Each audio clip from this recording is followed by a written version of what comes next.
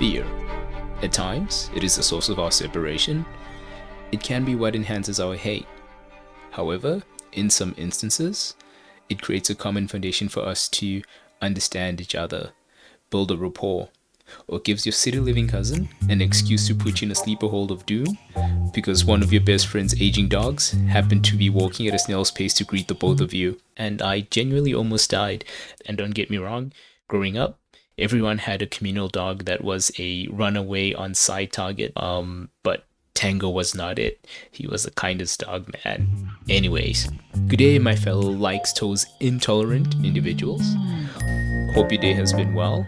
And even if you are an individual that likes toes, please do stick around and hope your day is terrific as well. But just know the moment we hit 1 million subscribers, we do not claim y'all at all. Seeing as this is my first upload, you have nothing to go off of.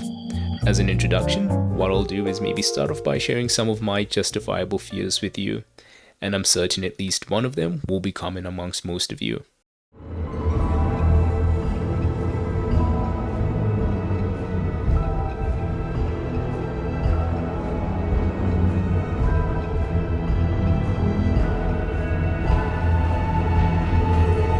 Look, let me try and explain myself here.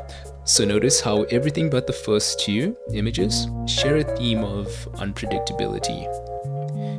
Ignoring the second image, I find the first image the most horrifying of the bunch, as it makes me question whether or not my mortal or spiritual knowledge will ever reach its crest or will ever be realized with the limited time I have. But instead of trying to expand on either one, I just spend the rest of my days watching the blue shirt guy dancing tutorials on YouTube, and I know one day I'll manage to ace that sick dance. But just touching on each of those images briefly, I dislike chickens because they were built to be tweakers straight out.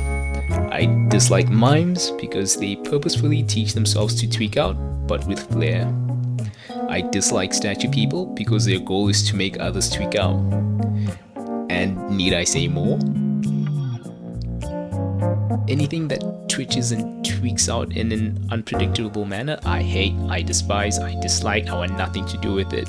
And was also going to put an image of a gorgeous lady, but just decided not to because my mom and my sis will most likely be my first viewers, and that would have a tinge of misogyny. And so all I've got to say is, lend me some hockey feminism.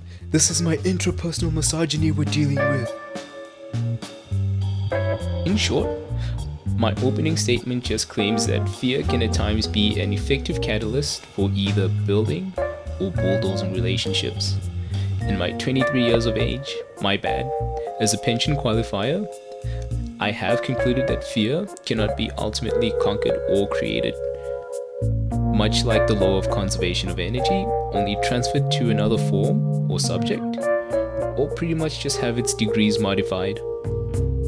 Y'all understand I have no idea what my most recent statement even means. I dropped physics in high school in just after a year.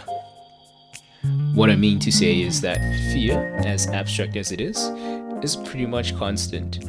There is no absence of fear or absolute absence, just the mitigation of fear responses.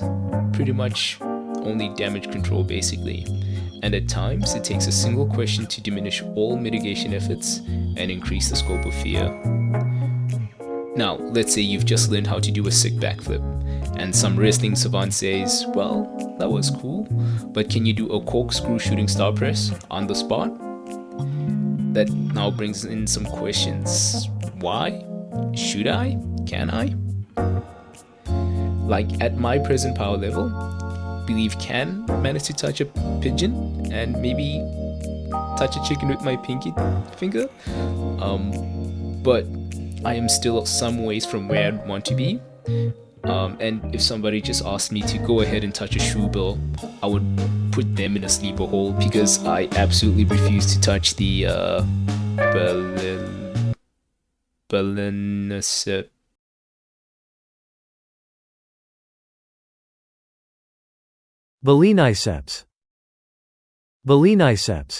I will not stand near the biceps rex, bruh. I won't. I believe this is best exemplified in horror video games.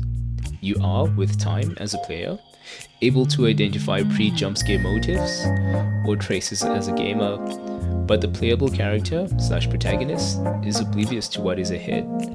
So you slowly creak and tread towards the protagonist's goals despite the danger you sense emerging. The player, or you, essentially become the medium, or should I say the in-game stand-in for fear itself. Think about it. Have you considered why some games have the sort of like accelerating heartbeat sound effect or mechanic that becomes audible when the malicious entity approaches you, which in turn also accelerates when you approach the same entity? You would think that there would be some sort of distinction, but why is the heartbeat sound effect present for both? Is it because some game developers just overlook things, or is it intentional? My interpretation is that the heartbeat sound effect is pretty much a gauge for how much fear you, the player, pretty much continue to exert onto the protagonist before they are forced to either react out of fear or accept loss. Across all games where you have that sort of like radial sound effect mechanic there, some games instead have chase music that ramps up only when you are within the monster's visual periphery. But who's the music for? Is it to hype up the monster to get your ass? Or is it for the playable character's ankle-breaking montage or compilation?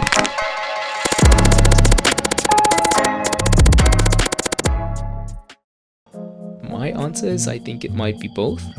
Since the music presents adrenaline in most cases, adrenaline is made available to the body as a flight/fight response. The music works to buff the evil entity's fight against you, or simultaneously acts as a the player or playable character desire to flee away from the monster. Notice how these chase sequences can only be initialized by the player and are driven by the player's actions. Oh yeah.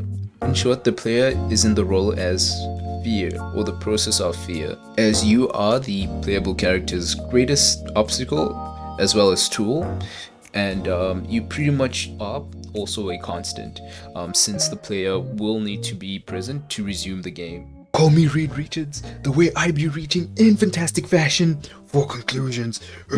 All my 19 years as a gamer, there is only one game and one character that has recently made me legit just give up the very instance I've been found by them. And it also seems as though every tool or in-game action has just been included to amplify just how insignificant you are in their presence. And that character is... Yeah bro, I'm just gonna keep it brief. This character has the stopping power and speed of Albert Wesker, the durability of a regenerator, and the moveset of Crash Bandicoot. This entire video was created to express my sorrow as a Hawks main.